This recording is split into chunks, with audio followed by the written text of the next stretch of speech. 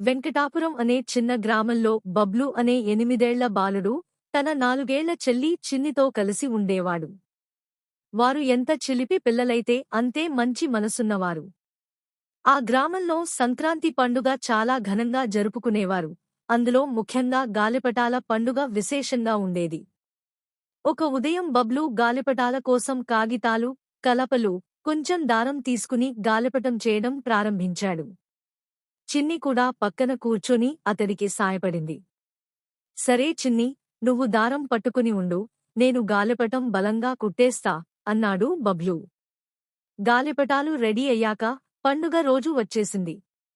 ఇద్దరూ ఉదయాన్నే లేచి తమ గాలిపటాలను తీసుకుని ఇంటి దగ్గర ఉన్న పొలం వద్దకి చేరుకున్నారు. ఆకాశంలో ఇప్పటికే ఎన్నో రంగుల పటాలు ఎగురుతుండగా బబ్లు తన చెల్లితో కలిసి తన గాలిపటాన్ని ఎగరవేశాడు. అన్నయ్యా, మా గాలిపటం ఎంత బాగుంది కదా అని చిన్ని చప్పట్లు కొట్టింది. ఆ సమయంలో గాలి బలంగా వీచడంతో చిన్ని పటాన్ని సరిగ్గా పట్టుకోలేక కింద పడవేసింది. అన్నయ్యా, నా గాలిపటం గాలి లాగేసింది అంటూ చిన్ని ఏడవడం ప్రారంభించింది.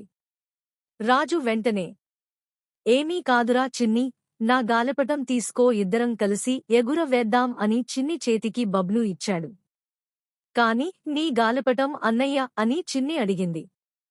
ఏం పర్లేదు, ఇద్దరం కలిసి ఈ గాలిపటం నే ఎగురవేద్దాం అని చెప్పాడు. అదే రోజు చిన్ని తన అన్నకి కృతజ్ఞతతో, సంతోషంతో ముద్దు పెట్టింది. ఇద్దరు కలిసి సాయంత్రం వరకు గాలిపటంతో అడుకుని ఇంటికి వెళ్లారు. ఇంటికి వెళ్లేసరికి వాళ్ల అమ్మ లడ్డూలు తెచ్చి ఇద్దరికీ ఇచ్చింది. బబ్లు మరియు చిన్ని ఇద్దరు లడ్డూలు తినేసి పడుకున్నారు.